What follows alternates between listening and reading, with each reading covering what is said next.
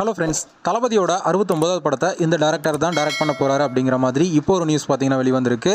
So அதை பற்றி தான் இந்த ஒரு வீடியோவில் பார்க்க போகிறோம். அதுக்கு முன்னாடி நம்ம சேனலை இன்னும் சப்ஸ்கிரைப் பண்ணலாம், சப்ஸ்கிரைப் பண்ணிக்கிங்க. வாங்க வீடியோக்குள்ளே போகலாம். தளபதி 69 என்னோட கடைசி படம்னு தளபதி எப்போ சொன்னாரோ அப்போ இருந்து பார்த்தீங்கன்னா அந்த படத்தை யார் டைரக்ட் பண்ண போகிறா அப்படிங்கிற ஒரு எதிர்பார்ப்பு ரசிகர் மத்தியில் ரொம்ப நாளாகவே இருந்துட்டு வருது.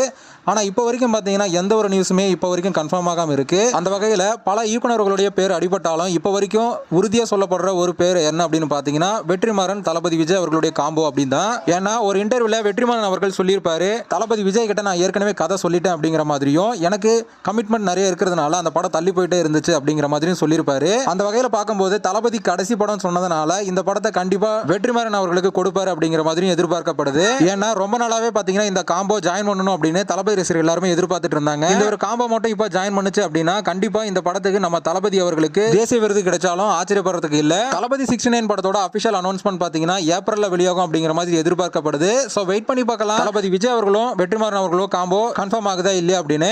ஓகே ஃப்ரெண்ட்ஸ், இந்த ஒரு காம்போ ஜாயின் பண்ணணும்னு யாரெல்லாம் ஆசைப்படுறீங்க அப்படிங்கறத கமெண்ட்ல சொல்லுங்க. இந்த வீடியோ பிடிச்சிருந்தா லைக் பண்ணுங்க, ஷேர் பண்ணுங்க. இது போன்ற தளபதி பத்தின அப்டேட்களை தெரிந்து கொள்ள நம்ம சேனலை சப்ஸ்கிரைப் பண்ணி சப்போர்ட் பண்ணுங்க.